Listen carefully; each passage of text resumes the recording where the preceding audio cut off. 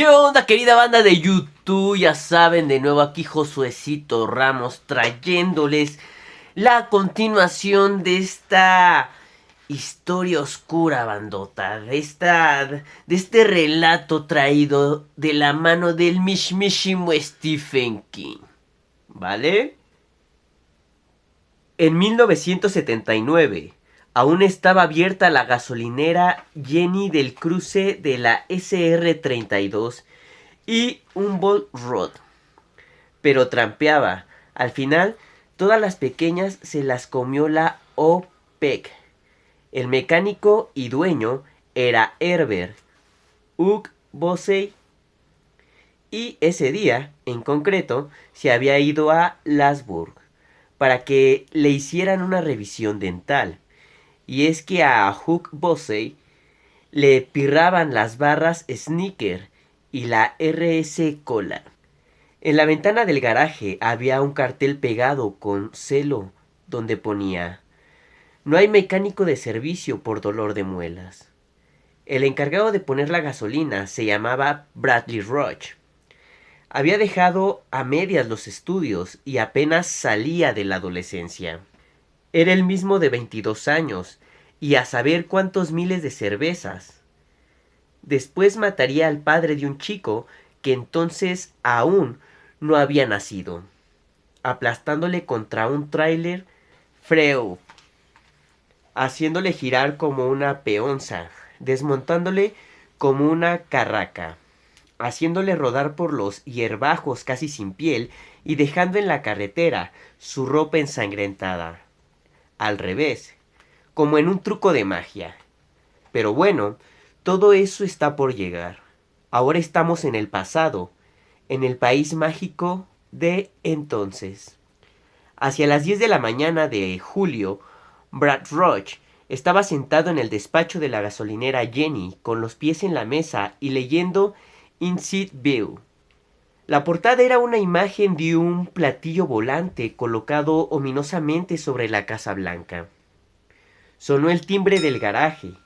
Al mismo tiempo, los neumáticos de un vehículo rodaron por el asfalto y pasaron por encima de la manguera de aire. Al levantar la cabeza, Brad vio que el coche, el mismo que pasaría tantos años en la oscuridad del cobertizo B, frenaba al lado del segundo de los dos surtidores de la gasolinera, el que llevaba el indicativo alto octanaje. Era un Buick azul, un azul oscuro muy bonito. Viejo, tenía la rejilla grande cromada y la hilera de salidas de ventilación, pero en perfecto estado. La pintura relucía, el parabrisas relucía, la barra cromada del lateral de la carrocería, por supuesto que relucía. Y antes de que el conductor abriera la puerta, Bradley Roach ya supo que tenía algo raro, pero no sabía él qué. Desentrañemos, querida bandota, este gran misterio. Dejó en la mesa la revista que, de no ser porque el jefe estaba fuera pagando el precio de su afición a los dulces, no habría podido ni sacar del cajón, claro. Y se levantó justo cuando el conductor del Roadmaster abría la puerta opuesta a los surtidores y salía. Durante la noche había llovido mucho y seguían mojadas las carreteras. ¿Qué digo mojadas?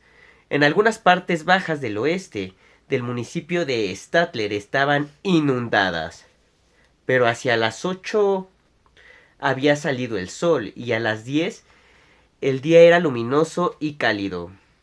A pesar de ello, el hombre que bajó del coche llevaba gabardina negra y un sombrero grande del mismo color. Parecía un espía de película antigua, le dijo Brad más o menos una hora después a Ennis Rafferty, perdiéndose lo que para él era un arranque de fantasía poética.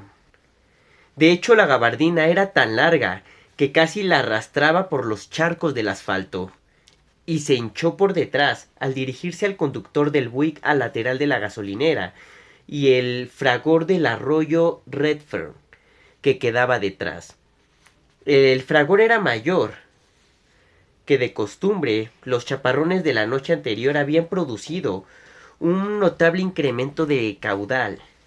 Como Brad suponía que el de la gabardina negra y el sombrero negro de ala blanda iba al váter, le dijo: está abierto. Oiga, ¿cuánto quiere de este combustible de avión? Lleno, dijo el cliente. A Brad Rush no le gustó mucho la voz. Más tarde les diría a los agentes que parecía hablar con la boca llena de gelatina. Está claro que tenía el día poético. Quizá el motivo fuera la ausencia de Uck durante toda la jornada.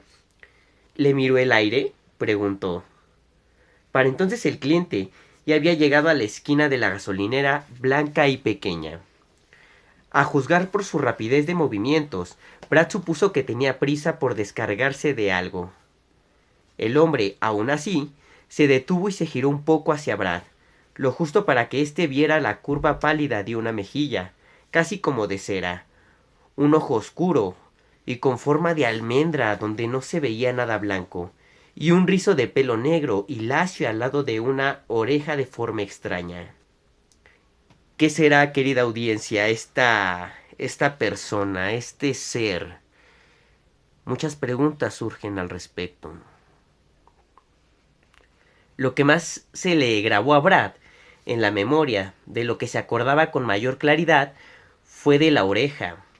Tenía algo que le puso muy nervioso, y hasta es posible que le horrorizara. Pero no consiguió explicar qué. Se le acabaron las reservas de poesía. Y lo mejor que le salió fue, no sé, como deshecha, como si hubiera estado en un incendio. Solo gasolina, dijo el de la gabardina y el sombrero negros con aquella voz sorda, y desapareció por la esquina con un revoloteo final, murcielaguesco, de tela oscura.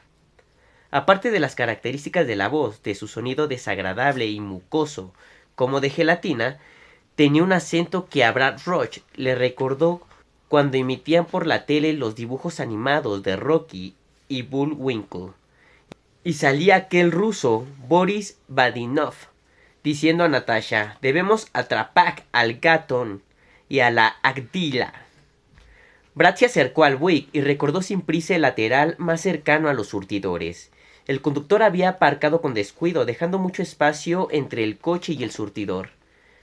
Pasando una mano por el relieve cromado y la superficie de la pintura. Fue una caricia más de admiración que de descaro, aunque bien pudo tener su pizca de inocente descaro, porque entonces Bradley era un joven y tenía la alegría de los jóvenes. Llegó a la parte trasera y al agacharse hacia la tapa del depósito quedó en suspenso. Había tapa, pero no había matrícula trasera. Por no haber, donde tendría que haber estado la matrícula, ni siquiera había hueco ni agujeros para los tornillos. Gracias a ello, comprendió que le había extrañado nada más que al oír el timbre y ver el coche por primera vez. No había adhesivo de inspección. Claro que no era asunto suyo que no llevara matrícula en la trasera, ni adhesivo en el parabrisas. Ya lo pararían los polis del pueblo o alguno de Tropdy, que tenían el cuartel al lado de la carretera. O no. Tanto daba. Lo que tenía que hacer Brad Roach era poner gasolina. Giró la manivela lateral del surtidor de alto octanaje para poder hacer la numeración. Metió el pitorro en el agujero y encendió el llenado automático. Empezó a sonar la campanilla de dentro, mientras Brad finalizaba el circuito del coche por el lado del conductor. Miró por las ventanillas de la izquierda y quedó sorprendido por la desnudez del interior, poco en consonancia con un coche que en los años 50 había sido casi de lujo. El tapizado de los asientos era marrón, al igual que la tela del techo. El asiento trasero estaba vacío, y el de delante, y en el suelo no había absolutamente nada, ni un miserable papel de caramelo, mapa o cajetilla arrugada. El volante parecía de marquetería. Bradley se preguntó si el modelo salía así de fábrica o si era una extraña coincidencia, quizá, damas y caballeros, Esto se pone cada vez mejor. Daba un toque lujoso. ¿Y por qué era tan grande? Solo le faltaba estar erizado de barritas para parecer el timón de un yate de ricacho. Para cogerlo había que separar las manos, casi tanto como la anchura del torso. Debía de estar hecho a medida. Brad dudó que fuera cómodo para largas distancias. ¡Qué va! El salpicadero también tenía algo raro. Parecía de nogal texturizado, y tanto como los controles como los accesorios, calefacción, radio, reloj, todos cromados, se veían normales, o al menos en su sitio. También lo estaba la llave de contacto. Anda, qué confiado, pensó Brad. Pero el efecto general llamaba la atención por algo. Pero... ¿qué? Brad volvió hacia el morro del vehículo, admiró la rejilla cromada y mueca despectiva. Puro Buick, como mínimo la rejilla era como tenía que ser hasta el último detalle. Y comprobó que no había adhesivo de inspección, ni de Pensilvania, ni de ninguna otra zona. De hecho, el parabrisas no tenía ninguna pegatina. Por lo visto, el dueño del Buick no era miembro de ninguna asociación o club como la AAA, los Elks, los Lions o los Kiwanis. No era hincha ni de Pitt ni de Penn State, al menos en grado suficiente para pegar un adhesivo en un cristal del Buick. Y su coche no estaba protegido por Mopar ni por el bueno de Rusty Jones. Pero vaya cochazo, aunque el jefe le habría dicho que menos admirar carrocerías y más llenar de prisa los depósitos. El Buick se bebió $7 hasta que se cortó el suministro. Mucha gasolina para una época en que se podía comprar la de alto octanaje a menos de 20 centavos el litro. Una de dos, o el del abrigo negro había salido de casa con el depósito casi vacío, o venía de muy lejos. Qué gran misterio, ¿no, damas y caballeros? ¿Quién es este personaje? Este personaje misterioso, ¿de dónde salió? ¿Hacia dónde se dirigía? ¿Qué carro tan extraño con estas características, no lo creen? Descubramos este misterio. Bradley decidió que la segunda opción tenía que ser necesariamente falsa. ¿Por qué? Pues hombre, porque las carreteras todavía estaban mojadas, con las cunetas a rebosar, pero en la piel azul y tersa del Buick no había la menor mancha o salpicadura de barro. Los neumáticos, unos señores neumáticos con franja blanca, igual de inmaculados, y eso a Bradley Roach le pareció ni más ni menos que imposible. Claro que no era de su incumbencia, pero podía mencionar la falta de adhesivo en regla. ¡Jo! Si en la esquina del parabrisas, por no haber, no había ni uno caducado. Quizá le dieran propina o le llegara para unas cervecillas, quizá. Aún le faltaban 6 u 8 meses para tener edad de comprar alcohol. Pero esforzándose siempre había una manera, y Bradley en eso se esforzaba. Volvió al despacho, se sentó, cogió el Inside View y esperó el regreso del de la gabardina negra.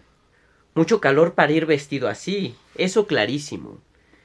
Pero Brad consideraba que ese misterio ya lo tenía desentrañado. Era un PG un poco diferente de los de la zona de Statler, pero no mucho. Por lo visto su secta permitía ir en coche. A los Amis, Bradley y sus amigos lo llamaban PG. Eran las siglas de los paletos gilipollas.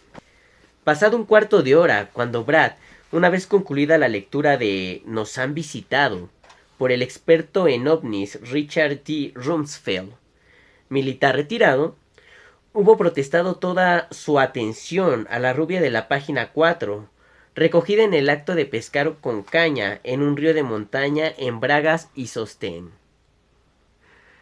Qué excitante, ¿no, querida audiencia? ¿Quién no ha visto una de estas revistas en su vida? Vaya, qué recuerdos, ¿no? Se dio cuenta de que todavía esperaba. Por lo visto aquel tío no había ido al váter para hacer un depósito de calderilla.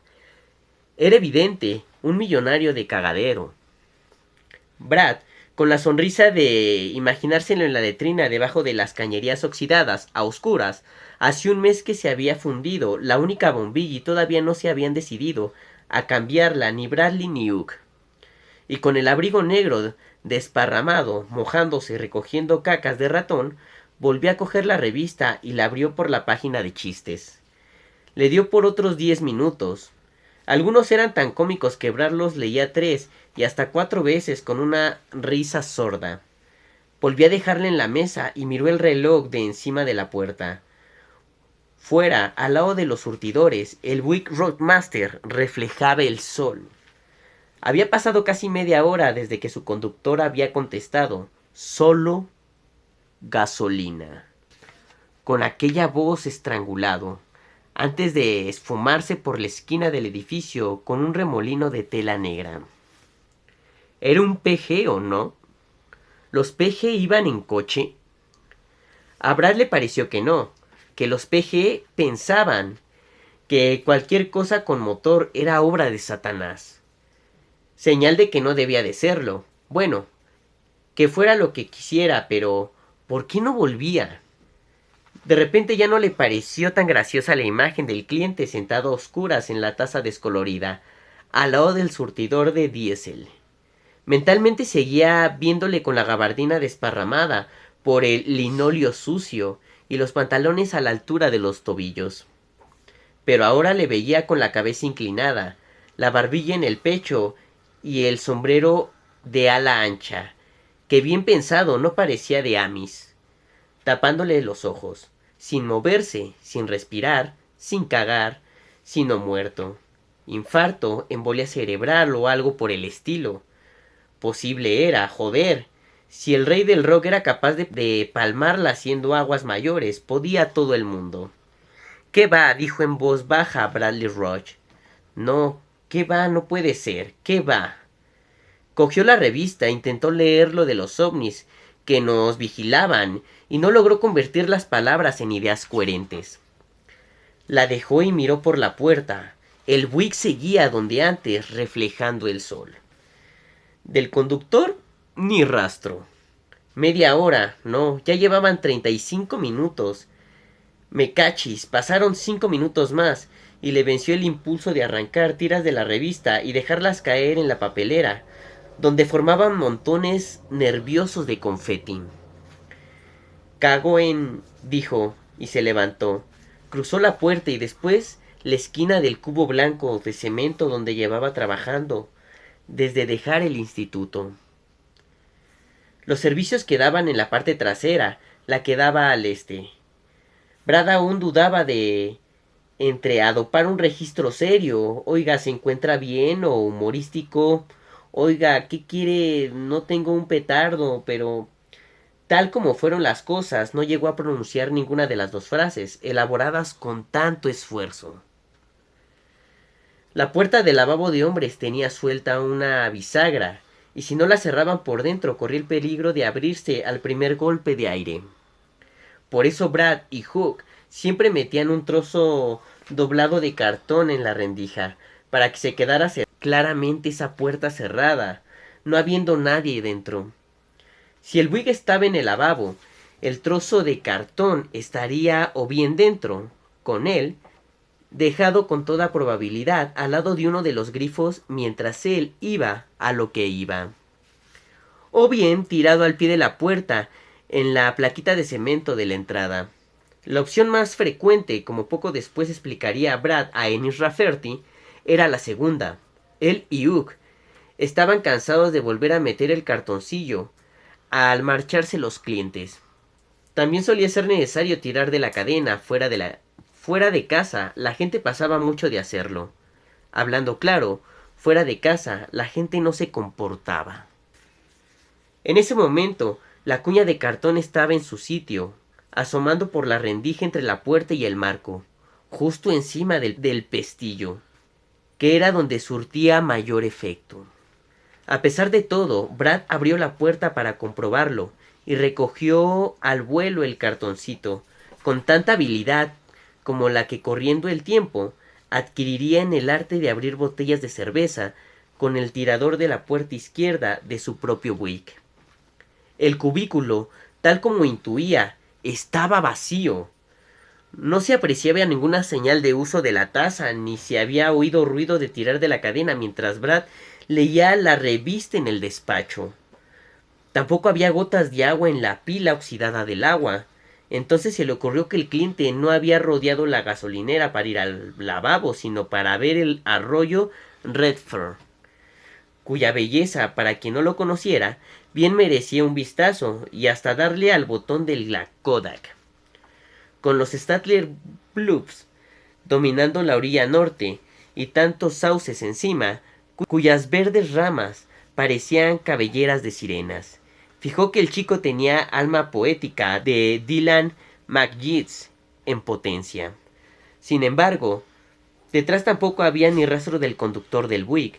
Lo único que había eran piezas sueltas de coche y un par de ejes de tractor del año de la castaña, tirados en los hierbajos como huesos oxidados. Y bien, querida banda, aquí gran misterio. ¿Cuántas historias no hemos, ahora sí que escuchado o hemos oído de distintas personas que van al baño de algunos establecimientos y casualmente o desaparecen de la nada, o sea, como si se esfumaran en el aire, tal y como le pasó al pobre Brad? ¿Cómo ven, querida banda? ¿Será una aparición, un espectro, algo sólido, quizá ese ente o ese hombre? No lo sé. Continuemos. El arroyo estaba ancho, con mucha espuma, y cantando a pleno pulmón. Naturalmente que el aumento de caudal solo era provisorio. En el oeste de Pensilvania las inundaciones son cosa de la primavera. Pero el Redfern por un día se había despertado de su habitual somnolencia y era un señor torrente. Al ver lo profunda que estaba el agua, el cerebro de Bradley Roach vio dibujarse una posibilidad espantosa. Calculó la distancia de la cuesta, que era empinada, hasta el agua. La hierba aún estaba mojada por la lluvia y probablemente muy resbaladiza. Sobre todo para un PG paseándose con zapatitos de suela de cuero. Al darle vueltas en su cerebro, la posibilidad cuajó en casi certeza. No había ninguna otra explicación para el lavabo sin usar y el coche parado en el surtidor de alto octanaje, con el depósito a tope y la llave de contacto puesta. El tío del Buick Roadmaster había rodeado la gasolinera para echarle una miradita al Redfern. Se había atrevido, tonto de él, a meterse por la cuesta de la orilla para verlo más de cerca y ¡zas! Se acabó. Lentamente Bradley bajó hasta el agua. A pesar de sus Georgia jeans, resbaló un par de veces, pero sin caerse, porque cada vez que perdía el equilibrio se cogía alguna pieza de desgaje. En la orilla no había ni rastro del hombre, pero al mirar el agua vio algo enganchado cerca de un abedul caído. A unos 200 metros de donde estaba él, subía y bajaba con la corriente. Negro. Podía ser perfectamente la gabardina del tío del Roadmaster. Mierda, dijo, y se apresuró a volver al despacho para llamar a Tropdy, que quedaba a unos 3 kilómetros más cerca que la comisaría local. Que fue como... Ahora, Sandy. Intervinimos nosotros, dije. El predecesor de Shirley se llamaba Matt Babicki. Y él fue que le pasó el aviso a Ennis Rafferty. A Burnett. ¿Por qué a Ennis?, preguntó Shirley. Venga deprisa. UDMC, la unidad disponible más cerca, contestó él. Pero pensaba en otra cosa y ni siquiera la miró. A quien miraba y fijamente era a mí. Ennis tenía 55 años y ya pensaba en la jubilación. Aunque al final no llegó a verla, dije. ¿Y mi padre estaba con él? ¿No? Preguntaban juntos. Sí, contesté. Había muchas cosas que contar, pero primero Ned tenía que digerirlo. Yo me quedé callado y le dejé acostumbrarse a la idea de que su padre y Roach, el culpable de su muerte, hubieran estado hablando como dos personas normales. Curtis, escuchando a Bradley Roach, abriendo la libreta y empezando a notar una secuencia temporal. Ned, entonces, ya estaba al corriente de cómo acordábamos los casos nuevos. Intuí que el chaval se le quedaría grabado eso, con indiferencia de lo que me quedaría a mí por contarle, y de lo descabellado que pudiera llegar a ser el relato. La imagen de un homicida y su víctima, juntos a menos de 4 minutos, a buen paso de donde, 22 años después, volverían a chocar sus vidas, esta vez con un golpe mortal. ¿Qué edad tenía?, dijo Ned, casi susurrando. Ese día que dices, mi padre, ¿qué edad tenía? Supongo que podría haberlo calculado él, pero estaba demasiado afectado. 24, dije, era fácil. Las vidas cortas no presentan complicaciones de cálculo. Llevaba más o menos un año en el cuartel. Funcionaba igual que ahora. 2 agentes por coche, solo en el turno de 11 a 7, menos si eran novatos. Como tu padre aún lo era.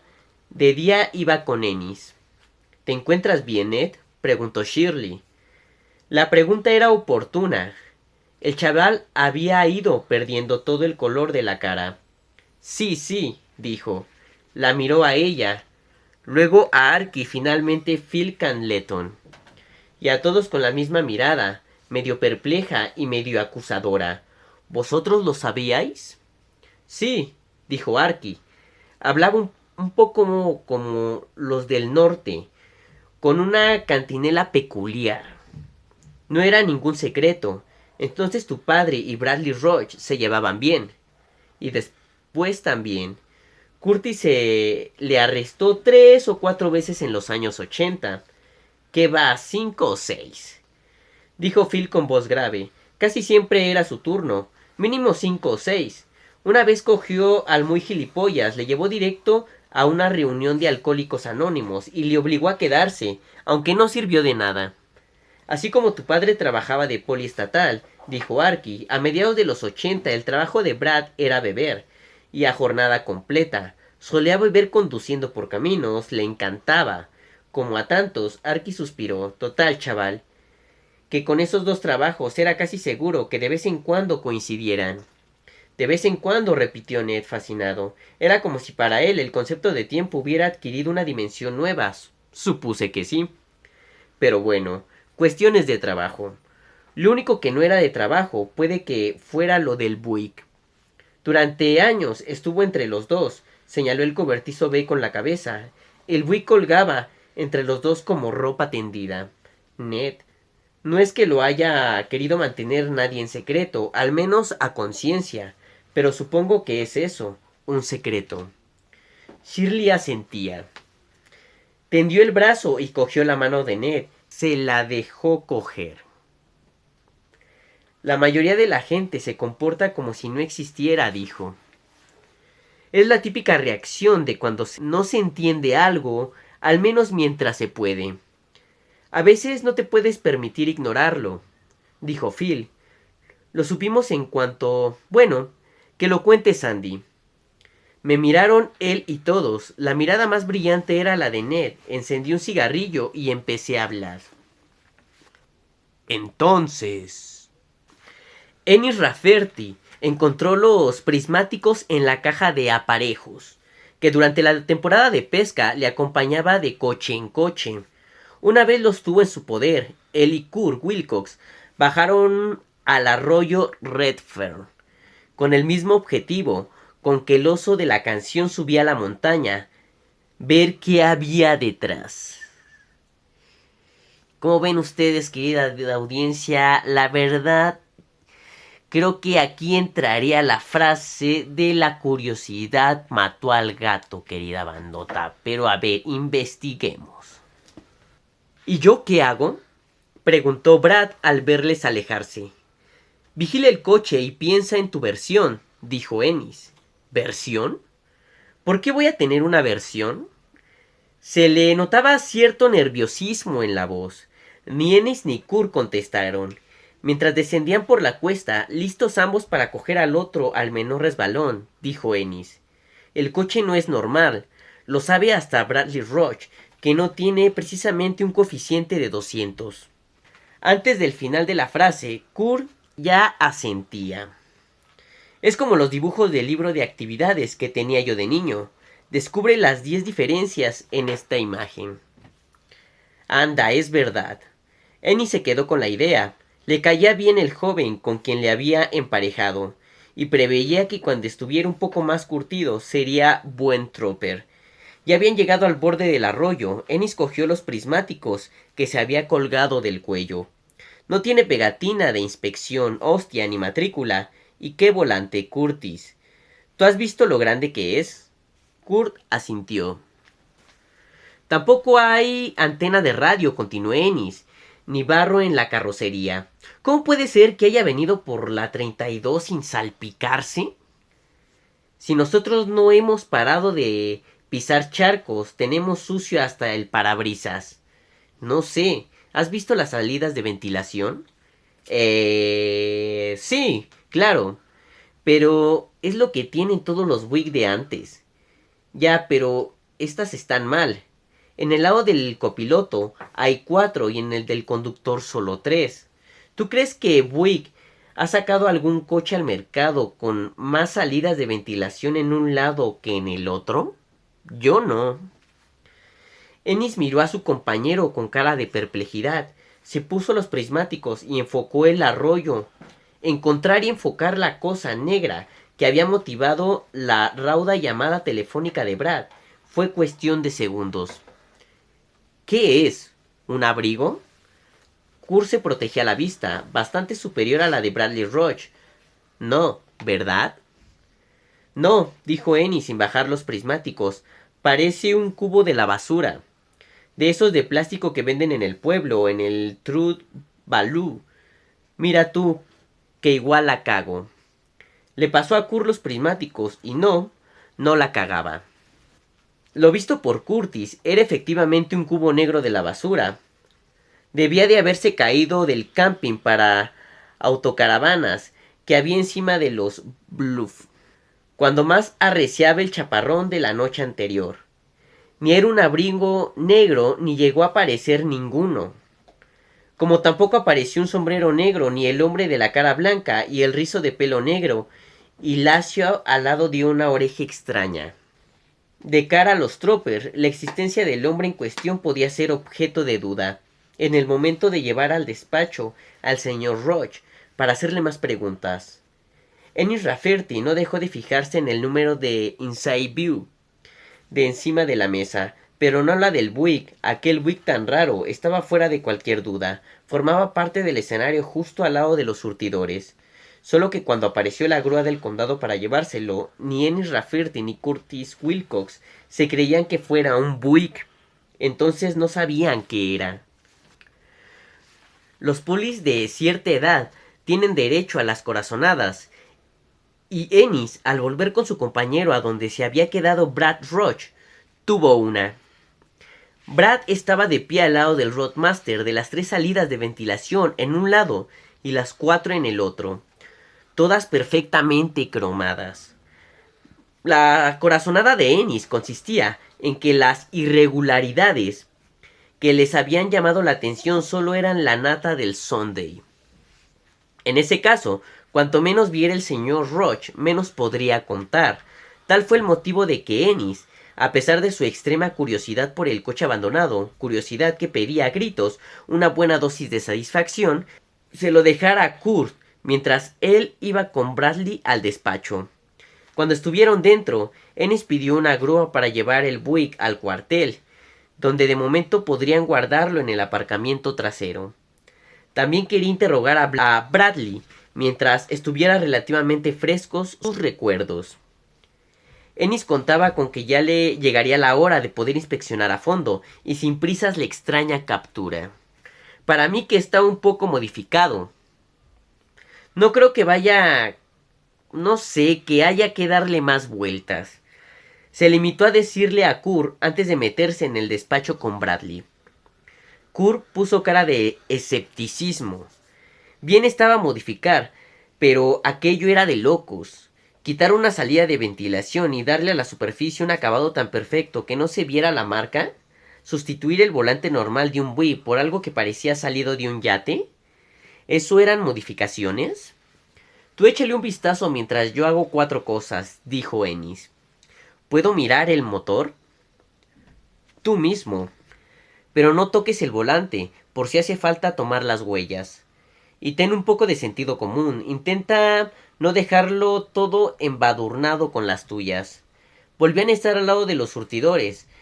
Brad Roach miró con ansiedad a los 2 polis, el que mataría en el siglo XXI y el que esa misma tarde desaparecería sin dejar rastro. ¿Qué tíos, qué os parece? Preguntó. ¿Está muerto en el río? ¿Se ha ahogado? Es eso, ¿no? Pues, como no se haya metido en el cubo de basura que hay al lado del árbol caído y se haya ahogado dentro, dijo Ennis. Brad se quedó boquiabierto. Cago en... ¿Solo es un cubo? Pues me parece que sí. Y un adulto estaría muy estrechito, agente Wilcox. ¿Quiere preguntarle algo a este joven? Dado que aún estaba en fase de formación, y Ennis formándole, Curtis hizo unas cuantas preguntas, más que nada para cerciorarse de que Bradley no estuviera borracho, ni mal de la cabeza. Luego hizo una señal con la suya a Ennis, que le dijo, o más bien que le dio a Bradley una palmada en el hombro, como si fueran colegas de toda la vida. Oye tú, ¿entramos? Propuso. Así me pones un cafecito y procuramos sacar algo en claro. Y se llevó a Brad. El brazo que amistosamente sujetaba la espalda de Bradley Roach tenía mucha fuerza y siguió empujándole en dirección al despacho mientras el agente Rafferty hablaba a 1000 por hora. En cuanto al agente Wilcox, dispuso de unos 3/4 de hora de Buick antes de que apareciera la grúa del condado con la luz naranja encendida. 45 minutos no son mucho tiempo, pero fue suficiente para que Curtis se licenciara de por vida en Roadmaster. Como decía mi madre, el amor de verdad siempre es un flechazo. Volvieron al cuartel conduciendo, Ennis, claramente, detrás de la grúa y el Buick, que iba con el morro en alto y el parachoques trasero casi rozando la carretera. Kurt iba en el asiento del copiloto, tan alborotado y cambiado, tanto de postura que parecía un niño con ganas de hacer pipí. Entre los dos, la radio Motorola, llena de rasguños y golpes, víctima de a saber cuántas duchas de café y cola, pero con resistencia de roca, cotorreaba por el canal 23, Matt Babicki y los agentes de servicio, enzarzados en el toma y daca que formaba la banda sonora constante de sus vidas. Era un ruido presente, pero que ya no oían ni Ennis ni Kurt, salvo que saliera el número de ellos. El primero es el motor, dijo Kurt. No, supongo que lo primero es el cierre del capo. Está muy hacia el lado del conductor y no se saca, se empuja. Es la primera vez que le oigo, rezongó Ennis. Espera, espera, dijo su joven compañero. Resulta que lo encuentro. Abro el capo y el motor, tío, el motor. Ennis le miró de reojo con la expresión de cuando se ha tenido una idea de una verosimilitud demasiado horripilante para negarla. El resplandor amarillo de la luz giratoria de la grúa le pasaba por la cara como ictericia. No te atrevas a decirme que no tiene, dijo. No te atrevas a decirme que solo tiene un cristal luminoso o alguna chorradita de platillo volante. Curtis rió. Fue una risa al mismo tiempo alegre y alocada. No, no. Sí que hay motor, pero está todo mal. En los 2 lados del bloque principal pone Buick 8 en letras grandes cromadas, como si el que lo hizo hubiese temido olvidarse de qué era. Hay 8 bujías, 4 por lado. Eso es correcto, 8 cilindros, 8 bujías, pero no hay tapa del distribuidor ni distribuidor, tampoco hay dínamo ni alternador. Venga ya, te lo juro por mi vida, Ennis. ¿Y dónde están conectados los cables de las bujías? Por lo que he visto, cada uno da una vuelta y vuelve a meterse en el bloque del motor. Anda, tío. Que sí, tú escucha. En otras palabras, no me interrumpas más y déjame hablar. Curtis Wilcox cambió de postura en el asiento, pero sin quitarle la vista al Buick que remolcaban delante. Vale, Curtis, ya te escucho. Tiene radiador, pero no he visto que hubiera nada dentro, ni agua ni anticongelante. Tampoco hay correa del ventilador, lógico, porque por no haber no hay ni ventilador. ¿Y gasolina? Hay cárter, y la varilla del nivel es normal, aparte de que no hay marcas. Hay batería, una Delco, pero oye, Ennis, no está conectada con nada. No hay cables. Describes un coche que no podría funcionar de ninguna manera, dijo Ennis rotundamente. ¿A quién se lo cuentas? He sacado la llave del conductor y tiene una cadena normal, pero aparte de la cadena ni placa con iniciales ni nada de nada. ¿Hay alguna llave más? No, y la del contacto no es de verdad, solo una lengua de metal más o menos así de larga. Impresionante, ¿no, querida banda? ¿Qué auto tan más misterioso, ¿no? O sea, esto es algo de otro mundo, bandota. Esto me intriga en serio, no sé ustedes, pero todas estas características, descripciones de un carro que no podría funcionar tal y como está, es algo, wow, un fenómeno de otro mundo, banda. Kurt separó el pulgar y el índice lo que medía una llave. ¿Qué quieres decir? ¿De esas sin cortar que tienen los cerrajeros? No, no tiene ningún parecido con la llave, solo es una tirita de acero. ¿La has probado? Kurt, que hasta entonces hablaba casi compulsivamente, tardó un poco en contestar. Tío, dijo Ennis, que soy tu colega, no te voy a morder. Vale, pues sí, la he probado. Quería ver si siendo tan raro el motor funcionaba. Tendría que funcionar, digo yo. Lo conducía alguien, ¿no? Es lo que dice Roach, pero al mirar debajo del capo me ha entrado la duda de si estaba metiendo o hipnotizado. En todo caso, la pregunta sigue abierta. Lo que hace de llave no gira, como si estuviera bloqueado el contacto. ¿Ahora la llave dónde está? He vuelto a meterla en el contacto. Ennis asintió. Muy bien. Al abrir la puerta, ¿se ha encendido la luz del techo o no hay? Curtis se lo pensó. Sí, había y se ha encendido. Debería haberme fijado. ¿Cómo puede haberse encendido? Si no está enchufada la batería. A lo mejor está alimentada con un par de pilas, pero no se lo creería ni él. ¿Qué más? Me he dejado lo mejor para el final, dijo Curtis. He tenido que toquetear un poco, pero he usado un pañuelo y sabía dónde tocar. O sea que no me toques tú los huevos. Ennis no dijo nada en voz alta, pero su mirada decía que si tenía que tocarle los huevos, se los tocaría. Todos los controles del salpicadero son falsos, pura fachada. Los de la radio no giran y el de la calefacción tampoco. La palanca del desempañador no se mueve, es como un palo en un bloque de cemento.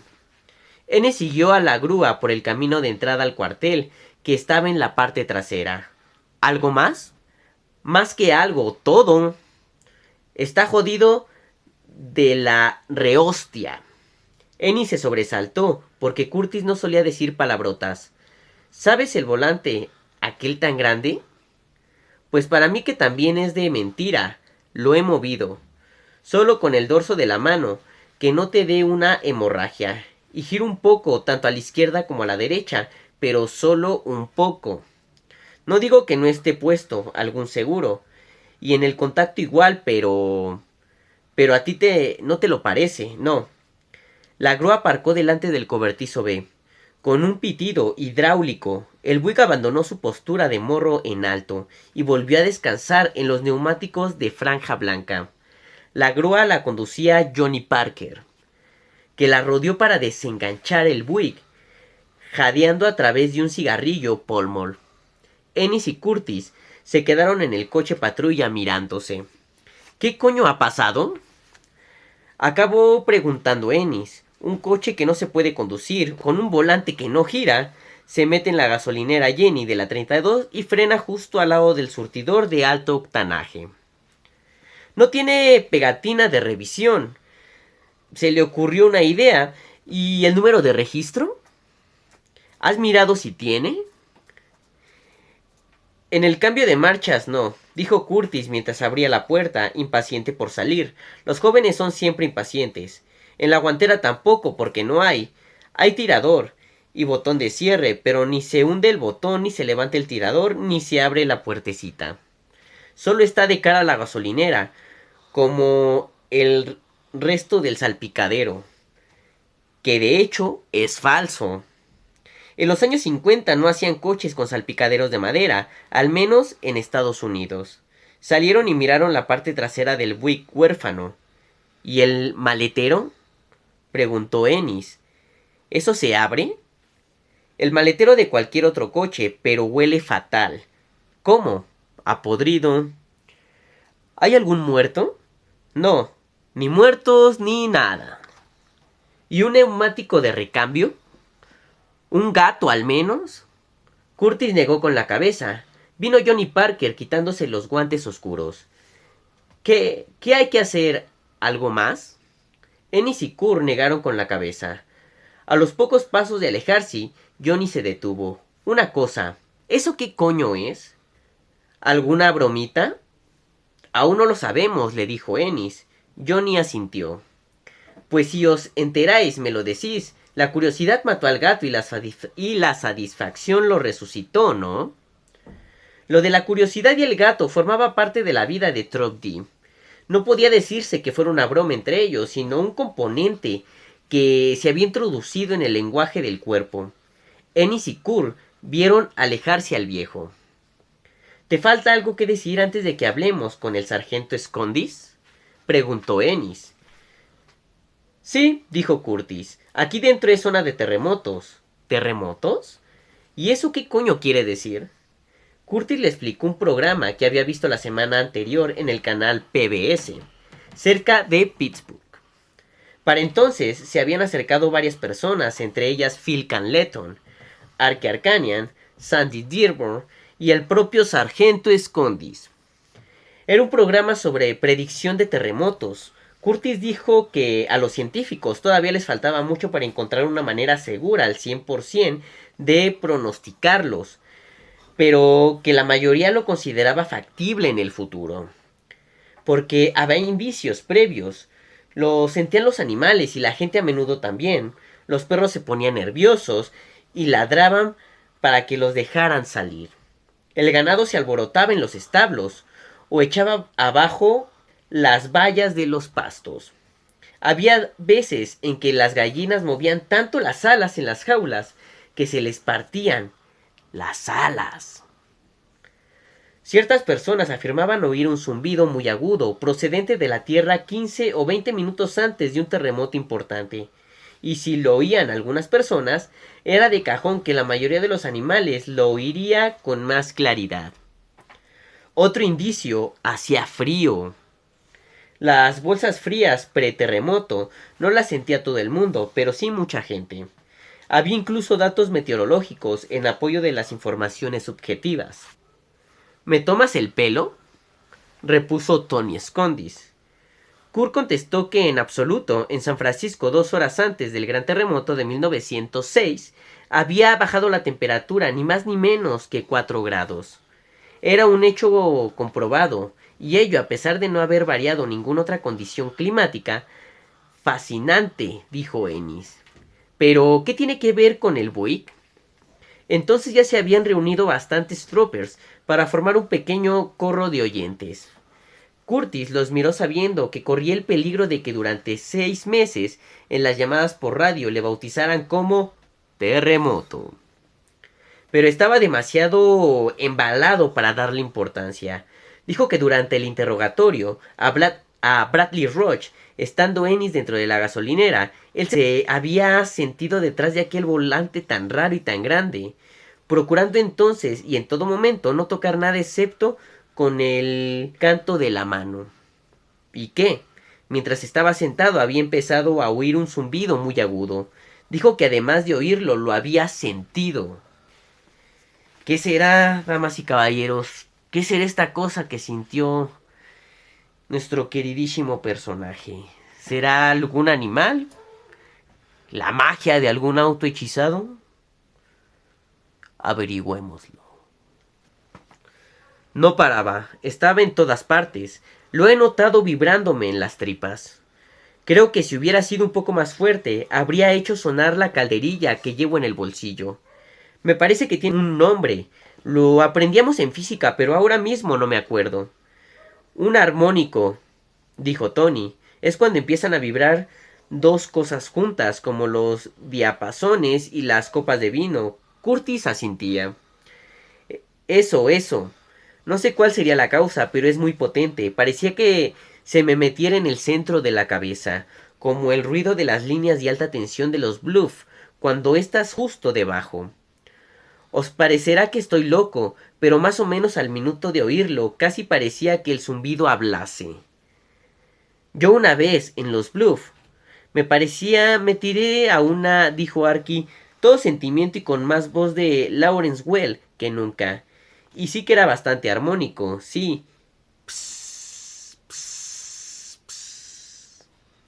Tío, eso te lo guardas para las memorias, dijo Tony. Sigue Curtis. Al principio he pensado que era la radio, dijo Curtis, porque también se pareció un poco, como cuando está encendida una radio antigua de tubo de vacío y capta música de muy lejos. Cojo el pañuelo, estiro la mano para desconectarla, y entonces he comprobado que no se movían los botones, ninguno. Tiene tan poco de radio de verdad como Phil Canleton de Tropper de verdad. Muy gracioso el nene, dijo Phil. Casi tanto como una gallina de goma. O... Calla, que quiero oírlo, dijo Tony. Sigue, Curtis. Y menos chistes. Sí, señor. Al probar los botones de la radio me di cuenta de que hacía frío. Hoy hace calor y el coche estaba al sol. Pero dentro hacía fresquito. Y como con humedad. Entonces he recordado el programa sobre los terremotos. Kurt meneó lentamente la cabeza. No sé por qué, pero me han dado ganas de salir lo más deprisa posible. El zumbido empezaba a oírse menos, pero hacía más frío que antes. Parecía una nevera. Tony Scundis, por entonces sargento de jefe de Trop D, se acercó al Buick, pero no lo tocó.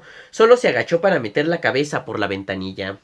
Y se quedó así durante casi un minuto, mirando el interior del coche azul oscuro, con la espalda inclinada, pero recta, y las manos juntas en la espalda. El resto de los troopers se apiñaron alrededor de Curtis, en espera de que Tony terminara con lo que estuviera haciendo. Para la mayoría, Tony Scundis era el mejor jefe que habían tenido desde que llevaban el gris de Pensilvania. Era duro, valiente, justo, y todo lo astuto que hiciera falta. Cuando un trooper llegaba al rango de sargento jefe, intervenía la policía, las reuniones mensuales, las llamadas de Scranton. Sargento jefe no era precisamente el tope del escalón, pero daba para eso. Scundis seguía el juego con bastante habilidad para no perder la silla, pero sabía tan bien como sus hombres que nunca llegaría más arriba. Tampoco quería, porque para Tony sus hombres eran siempre lo primero, sus hombres, y desde que Shirley sustituyó a Matt Babicki, su mujer. En otras palabras, Trop D no lo sabían porque dijera nada, sino por su manera de caminar. Acabó volviendo con sus hombres, se quitó la gorra, se acarició el pelo cortado a cepillo y volvió a ponérsela. Con la correa detrás, siguiendo la normativa de verano. En invierno la correa iba en la punta del mentón. Era la tradición, y en la Policía Estatal de Pensilvania, como en cualquier organización con cierta trayectoria, había mucha. Hasta 1962, por ejemplo, los troopers no podían casarse ni sin permiso del sargento jefe, atribución que usaba este para eliminar a cualquier novato o trooper joven que no le pareciera hecho para el cargo. Aquí no zumba nada, dijo Tony, y para mí, que la temperatura interior es más o menos la que debería ser. Puede que un poco más fresca que el aire de fuera, pero... Se encogió de hombros. Curtis se ruborizó. Sargento, le juro que... No te cuestiono, dijo Tony. Si dices que vibraba como un diapasón, te creo. ¿De dónde dirías que salía el zumbido? ¿Del motor? Curtis negó con la cabeza. Del maletero. Otra negativa. ¿Debajo? Otra. Ahora los mofletes de Curtis ya no estaban rosados, sino rojos, al igual que el cuello y la frente. ¿Pues de dónde? Del aire, dijo de mala gana Curtis. Ya sé que parece una chorrada, pero sí, del aire. Miró alrededor como si esperara risas, pero no las hubo. Más o menos entonces llegó Orville Garrett. Venía de la zona fronteriza del condado, de una obra donde por la noche habían destrozado maquinaria pesada. Le acompañaba tranquilísimo Mr. Dillon, la mascota de Trup D. Era un pastor alemán, pero con un toque puede que de collie. Orby y Judy Roger lo habían encontrado de cachorro, chapoteando en el pozo de una granja abandonada, cerca de St. Mill Road. Es posible, pero no probable, que se cayera de manera accidental. Mr. D no era un perro especial K9, pero solo porque nadie lo había entrenado en ese sentido. Era listísimo, además protector. Si se le ocurriera a alguien levantarle la voz a uno de Trup D y ponerse chulo estando cerca a Mr. Dillon, corría el riesgo de pasarse el resto de la vida buscándose los mocos con un lápiz. ¿Qué tíos, qué pasa?, preguntó Orville. Antes de que pudieran contestar, Mr. Dillon empezó a aullar. Sandy Dearborn, que era el que estaba más cerca del perro, nunca le había oído aullar así. Mr. D retrocedió deprisa y se agachó mirando el buey. Tenía erguida la cabeza y los cuartos traseros tocando el suelo. Era la típica postura de perro a punto de cagar, menos el pelaje, que lo tenía erizado por todo el cuerpo, vertical cada pelo. A Sandy se le heló la piel. Pero bueno, ¿qué le pasa?, preguntó en voz baja Phil, extrañadísimo. Entonces Mr. D soltó otro aullido largo y tembloroso y dio, como al acecho, 3 o 4 pasos hacia el buey, pero sin abandonar la postura agachada y apuntando todo el rato con el hocico al cielo. Era un espectáculo que daba repelús, como si el buey al mismo tiempo le provocaba un miedo atroz y lo atrajera. Después de 2 o 3 pasos, se echó en asfalto jadeando y gañendo. Pero bueno, dijo Orb. Ponle la correa, dijo Tony, y mételo dentro. Orb siguió las indicaciones de Tony y solo fue a buscar la correa de Mr. Dillon, sino que lo hizo corriendo. Phil Canleton, que siempre había tenido debilidad por el perro, acompañó a Orb una vez puesta la correa. Iba al lado de Mr. D y de vez en cuando se agachaba para tranquilizarlo con una caricia y buenas palabras. Más tarde dijo a los demás que el perro le temblaba todo el cuerpo. Nadie dijo nada, tampoco hacía falta, todos pensaban lo mismo que Mr. Dillon. Había demostrado la veracidad de Cur. No temblaba el suelo, ni Tony había oído nada al meter la cabeza por la ventanilla del Buick. Pero estaba claro que el coche le pasaba algo raro. Algo que no se reducía al tamaño del volante ni a que la llave de contacto fuera una simple lengüeta, algo peor.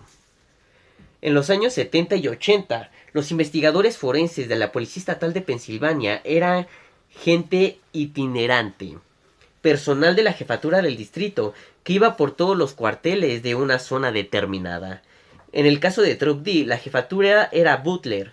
No había furgonetas forenses, lujos así de capital eran el sueño de muchos. Pero a la Pensilvania rural no llegarían casi hasta finales de siglo. Los forenses se desplazaban en coches de policías sin distintivo. Llevaban el equipo en el maletero o el asiento de atrás y lo acarreaban por los escenarios del crimen en bolsas grandes de tela, con el logo de la Policía Estatal de Pensilvania, la PSP, en los laterales. La mayoría de los equipos forenses se componía de 3 personas, el jefe y 2 técnicos. A veces también había alguien de prácticas, gente con aspecto por lo general de ser demasiado jóvenes para comprar alcohol. Por la tarde, en Trup D, apareció uno de sus equipos, venía de Chippenville, a petición personal de Tony Scondis. Fue una visita peculiar, informal, un examen de vehículo que no acababa de ser de servicio. El jefe del equipo era B.B. Roth, un veterano. Circulaba la broma de que había aprendido el oficio sentado en las rodillas de Sherlock Holmes y el Dr. Watson. Con Tony Scondis se llevaba tan bien, y no le importaba hacerle un favorcillo al sargento jefe de Trup D, siempre y cuando no se supiera.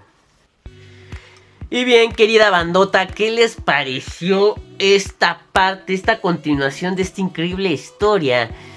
¿Qué onda, querida banda, con este auto? O sea, este misterio, desde el misterio de su propio conductor, así como el del mismo Buick, no se sabe nada de esto. ¿Podría ser quizá otra Christine?